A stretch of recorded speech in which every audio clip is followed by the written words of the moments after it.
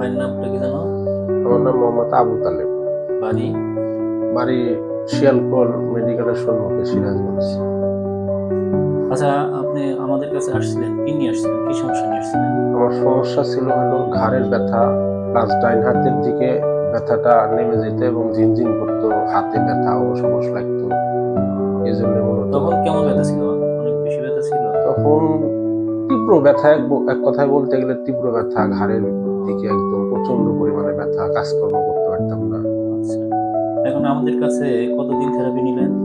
এখানে আলহামদুলিল্লাহ 15 দিনের মতন থেরাপি নিয়েছি আমি। 15 দিন থেরাপি নিয়েছেন। 15 দিন থেরাপি নেওয়ার পর এখন আপনার কি অবস্থা বলেন তো একটু বেশি? এখন আল্লাহ তাআলা রহমতে অনেকটাই ভালো। ঘাড়ের ব্যথাটা ওরকম আর তীব্রতা নাই, হাতের ঝিনঝিন অবস্থাটাও অত তীব্র নাই, হালকা কিছু আছে। আগে হাত উঠাইতে পারতেন? কষ্ট হইতো, অনেকটাই কষ্ট হইতো। এখন তো হাত উঠাইতে পারেন। হ্যাঁ, এখন উঠাইতে পারি দেখি একটু ইনশাআল্লাহ। উঠান। ঘাড় নড়াইতে পারেন? হ্যাঁ, ঘাড় ইনশাআল্লাহ নড়াইতে পারি। ডাইনে বামে একটু করেন। বামে ব্যথা নাই? না, ওরকম আর লাগে না, একটু আছে। একটু হালকা আছে। 16 ভাগের মধ্যে কত ভাগ?